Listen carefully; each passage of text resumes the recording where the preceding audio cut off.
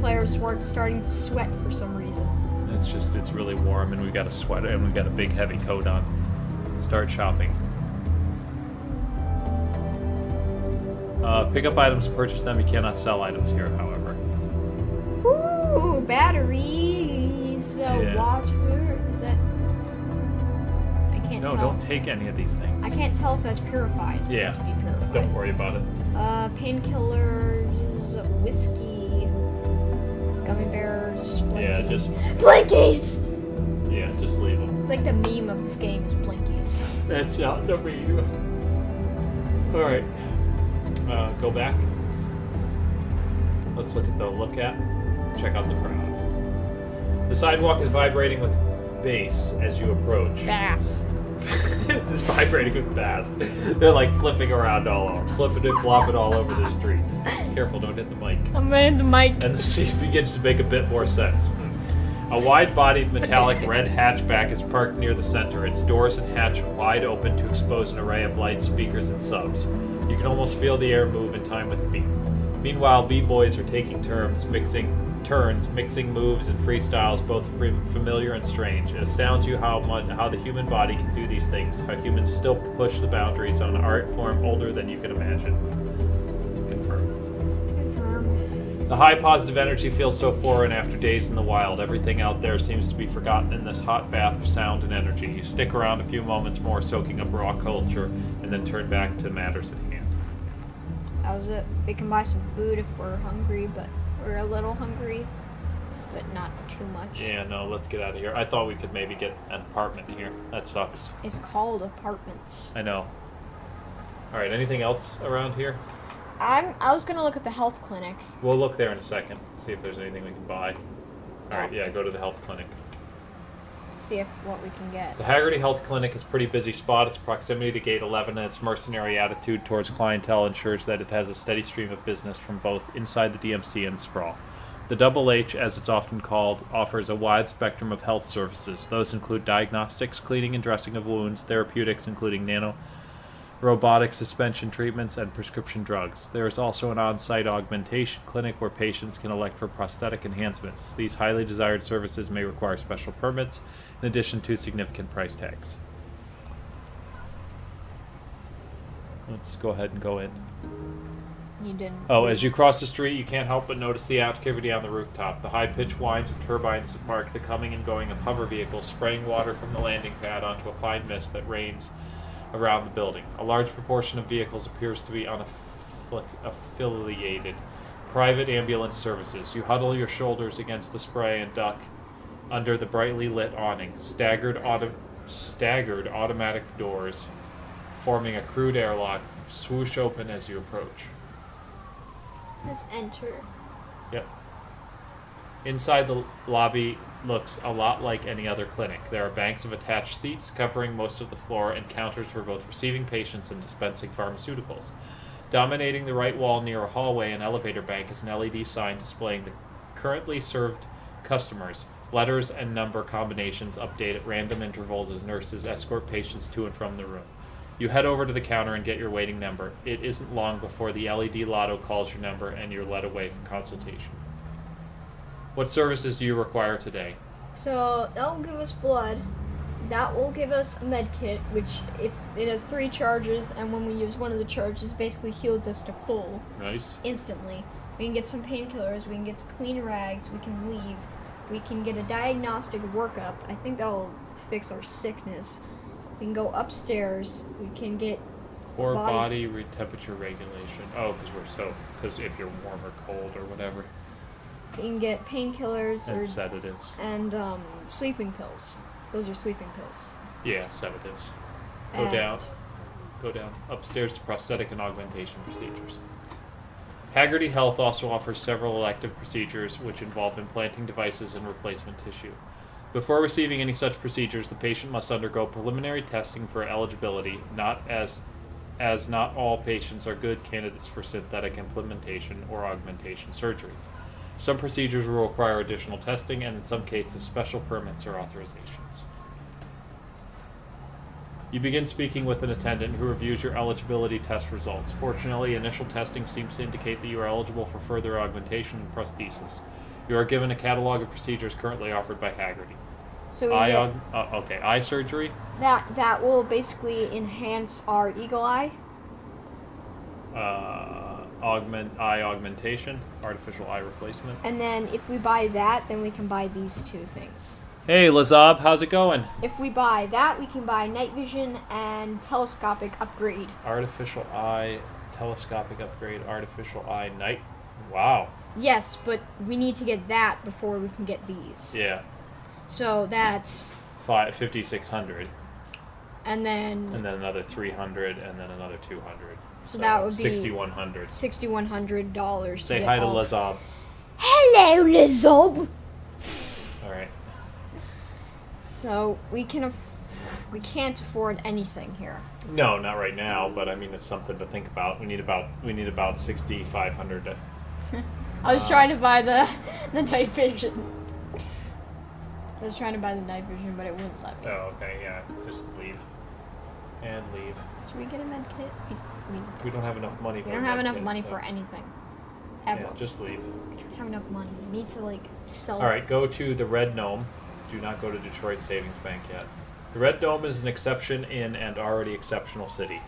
Looks like Situated on a Coca-Cola. busy corner in Gate 11's Neon Valley, the single-story streamlined diner defies the densely packed high-rises and elevated roads around it. In fact, several adjoining buildings seem to grow over the diner, using the precious space above its roof.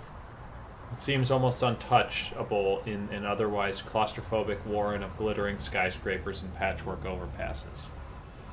Next. Sorry, I was distracted at your Even- dragon. Even before entering, you get the sense that there is something unusual about the place. For one thing, despite a prodigious amount of tagging on every surface, the diner is left unmarred, as if those around here know better than to try.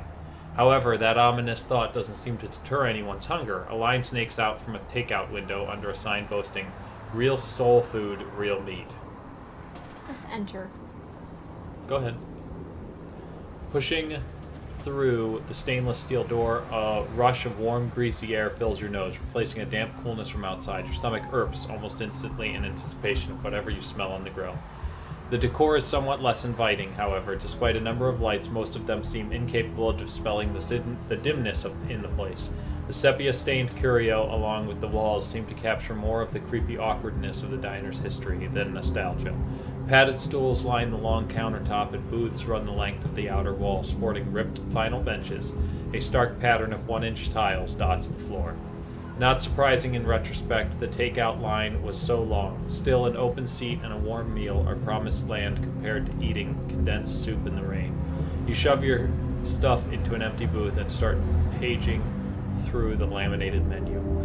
I'm dragging around my stupid sled too. It's sledding around town.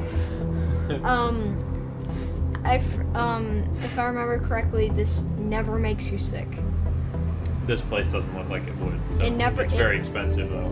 It's more expensive, but this is the most expensive thing at The least expensive. the last. This is the most expensive thing at the last canteen, Yeah.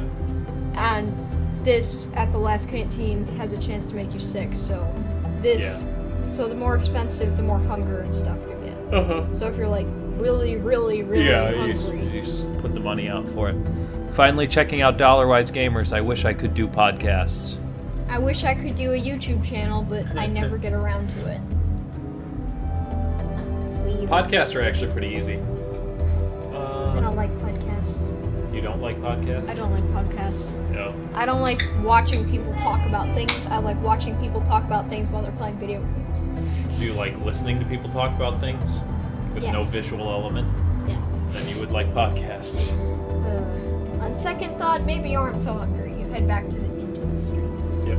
Alright, let's go to the Detroit Savings Bank and not do anything stupid. And then you do something stupid and we freak it up! Alright. Detroit Savings Bank turns out to be a surprisingly tricky business to find. It has a presence for certain self-service terminals or near ubiquitous winking at passers-by from countertops, ad walls, and alcoves, but there's little more than these terminals than signage, lights, and a screen. There doesn't even appear to be a place to dispense cash nor insert a card. After a bit of walking through, you eventually find a Detroit Savings Bank microbranch with more than a screen. That general gap. Lol. That generations gap. Generational gap. Lol. I like podcasts. Well, that's good, Sherbets. Thank you. Nice one, Sherbets. Thank you for liking podcasts. Go ahead, confirm. You're outside the Detroit Savings Bank 11 microbranch. A secure climate-controlled booth, slightly larger than a covered bus stop, sits on the sidewalk here. It has the requisite self-serve terminal on the exterior, but looking through the transparent walls, there appears to be an actual human teller inside. Let's go ahead and threaten the hell out of him. No! Don't do that. You're gonna get us kicked out of the city again. I want to get us kicked out of the city. I don't want us to get kicked out of the city. We're not gonna be able to play very well. I always wanted to do post-apocalyptic style radio show because of non-visual aspect. Well, you ever listen to Tales of the From the After Now? I have not. That's actually one I'll have to look into. I actually listened to. That's interesting, Lazab, that you should bring that up because I've thought about doing like an apocalyptic style, like zombie, like narrative podcast in the same sort of style as The Talking Dead. No, The Talking Dead is not a podcast. It's not a podcast. It's a TV show, and it's not a fictional. In the same style as Welcome to Night Vale or something to that effect. So Night Vale. Yeah, it's amazing, Sherbets. Is that post-apoc? Yeah, it's amazing. I'll have to check it out. What's it called? Tales from the After Now. I'll make sure to check it out. Lol. All right, go in. Enter the booth. You pull the transparent door open and step through, and inside, greeted with a bright colored light and a dry, tepid air. Confirm. Oh. That's all of our stuff that we pretend to be mentally retarded. Pretend to be a mentally retarded patient. The teller, a presentable-looking young woman with straight brown hair, looks up from her terminal warmly. Hello, she says. Is there anything with which I can assist you today? I'm mentally retarded. No, don't do that. Don't do that. Do we have our little wristband? Yes, we do. Yeah, it's up there. There we go. Pretend to be a mentally retarded patient. No, that's another one. So, ask about the Geigish Cryo Facility account. I'm pushing a white cord and that's bad. Yeah, don't mess with that, please. You begin explaining your situation, starting with the cryo facility, your amnesia, and the clues you found to reach this point. She feigns interest as you tell your tale, but at the first opportunity interjects. Sorry, Mr. Kindred, do you hold an account with us? I think so, you consider answering, but she continues. Or perhaps you have some form of identification? Show her your bracelet. You hold forward your bracelet plaintively. Oh, she says, switching subtly from attentive to deflective. I'm afraid we can only service clients who presently hold an account with Detroit Savings Bank or citizens of Detroit opening new accounts. However, you're still welcome to use your payment network at any participating vendor. Your mobile device can both send and receive payments. She indicates a brightly illustrated placard on the wall depicting overwhelmingly inoffensive young people conducting transactions in an unnaturally happy fashion. If you want to beat the game, look up a walkthrough. Go ahead and hit continue. You smile and thank the young lady and head back outside. The humid air seems palpable after the crisp environs of the booth. Okay. I think it's like Ravaged or something. Okay. Well, we're not going to do any of those other things. Because all they do is let us... They all point towards trying to sneak in and try to get access to our account. But I already know from playing other things that there's no money in our account. So that's just kind of pointless to even waste the time at this point. You leave the Detroit Savings Bank. Okay, that's it. There's nothing else in here, so we can leave.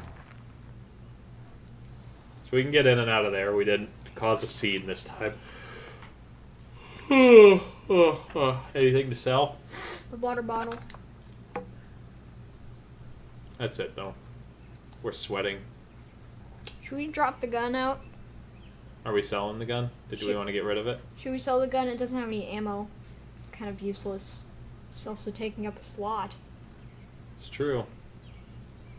We could use arrows, I suppose, if we really